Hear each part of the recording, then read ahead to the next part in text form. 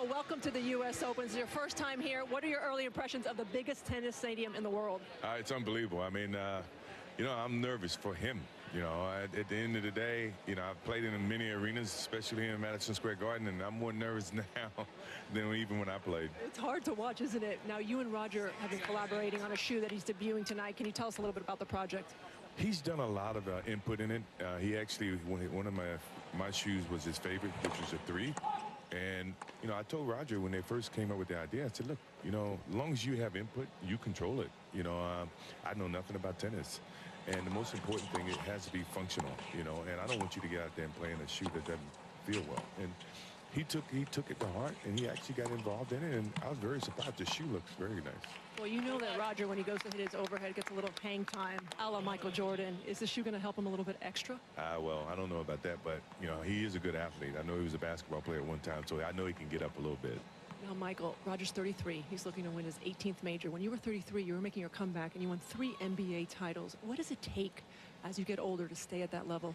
Focus. I think that one of the things we talked about a little bit last night, and we compared notes, is that his focus, and he knows that there are a lot of players, a lot of athletic players out there, and at the end of the day, you have to be very focused, and you got to work on your game. You don't take shortcuts. You do every little thing that makes a difference between you and the next guy. And at 33, you realize it even greater because your athleticism is going, and you have to be a lot smarter. You have to be a little bit more fundamentally. What have you enjoyed about watching this first set so far with Roger? Well, in all honesty, I think he looks so smooth. I've seen him on TV. I've seen a lot of tennis on TV, but you never really understand how smooth and how relaxed and how fundamentally sound that he can make this game, make it look. And I'm fascinated with how smooth he looks good in the shoes, without a doubt, but he makes the shoes look a lot better. Now, I hear congratulations in order. You had a set of twins earlier this season. Roger has 2. Can you imagine traveling around the world with your twins while you were competing? We were talking about that last night, and part of having twins, and I was talking to his wife, is that the timing has to be right. When one wakes up, the other one wakes up, and, if you get them on the right timing, which we have, my wife and I have, it makes things a lot easier. And we're having fun. I'm having a lot of fun, though. Now, we know you're a big golfer, but how's your tennis game these days?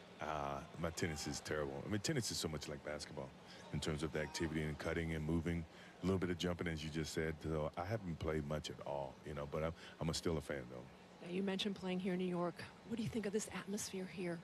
Open stadium, the largest one. A little different than Madison Square Garden? Yeah, it's a little quieter than Madison Square Garden. But, the thing is, these are enthusiastic fans. They understand tennis. And when you play in front of people like that, they understand the game. It gives you that extra energy, that boost of energy. And Roger was saying that last night, and I said the same thing. Anytime I played in Madison Square Garden, it was like, the mecca of basketball, and you knew they knew the game about basketball, and they appreciate the way you play the game. And he says it's the same way tennis. Well, Michael, thanks for being here.